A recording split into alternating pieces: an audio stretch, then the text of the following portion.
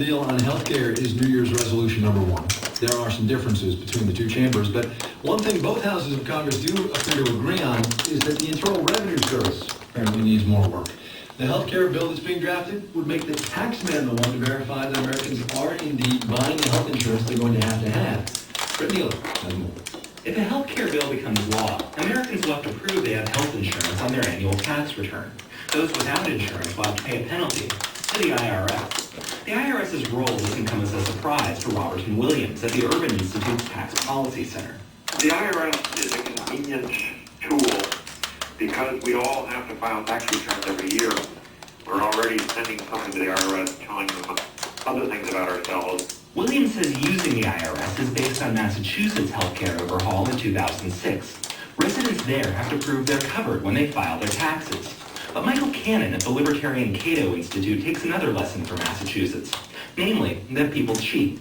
There is non-compliance with the mandate. There's even evidence that people are concealing their insurance status from the government. The IRS will do more than just collect penalties from those who don't buy insurance. They will also send out checks to small businesses and low-income Americans who qualify for health insurance subsidies. In Washington, I'm Brett Neely for Marketplace.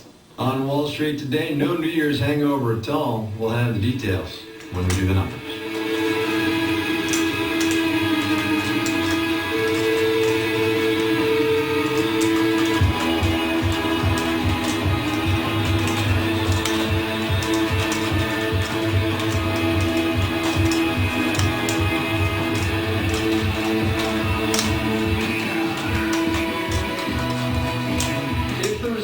Actually is over, and the economy actually is getting better, then riddle me this.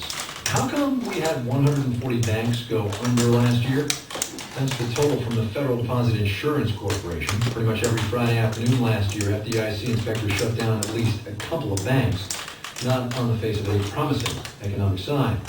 To get some idea of what's in store for the 8,000 banks in this country that don't fit the big Wall Street bank category, we've got William Isaac with us. He ran the FDIC back in the 70s and the 80s. Mr. Isaac, good to have you with us. Nice to be here. This number of 140 banks that the FDIC took over last year, is that enough to worry about or maybe not?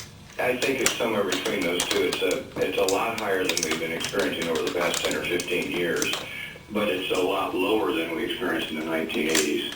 I would say that the number's going to remain at this level, maybe a little higher for the next year or maybe year and a half, and then it's going to start to decline. Why are these banks still failing, though? Is it bad real estate loans, toxic assets, all those things that we read about with the big Wall Street things? It's all those things. Highly ineffective. I'm very disappointed in what came out of the House. I don't believe it is meaningful reform. I don't believe that it will do.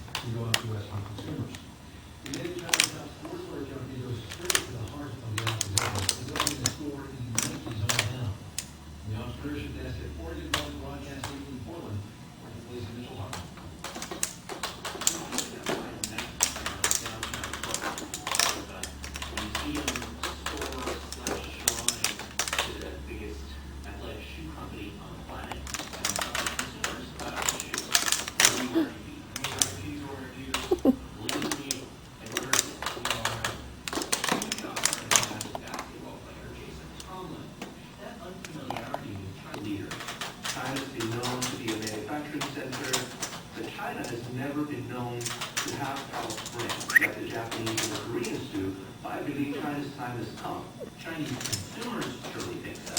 They quickly leaned into $1 billion in domestic sales and helped to compete against premium international brands in China. Zhang Pei Shui is a 24-year-old college student who was shopping recently at Li Ning's flagship store in Shanghai. Compared to foreign brands like Nike and Adidas, the price performance is good.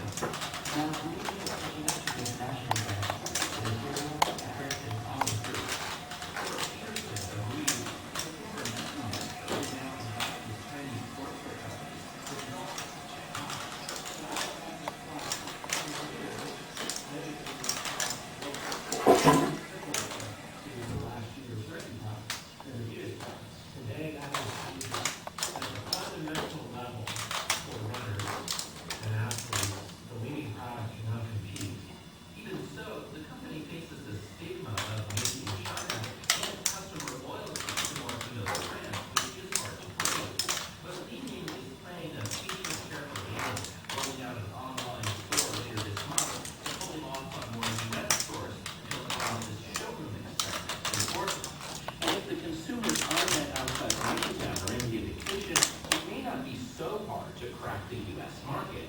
Not one said they were worried about Chinese quality. After all, the shoes they wear now are probably made there. And also, at the right price, under $100 a pair, let's say, they'd give Li Ying's a try. I'm Mitchell Hart, Marketplace.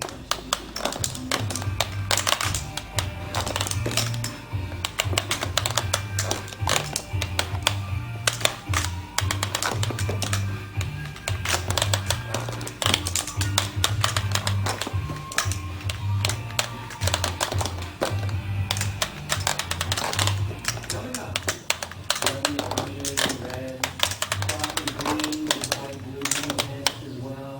That's a root in bloom. But first, let's do one. Nasdaq is up 155 points today, 1.5% up. The first day of trading in the new year at 10,583. Nasdaq sold up 39 points, 1.75%, wrapped up at 2308. S&P 500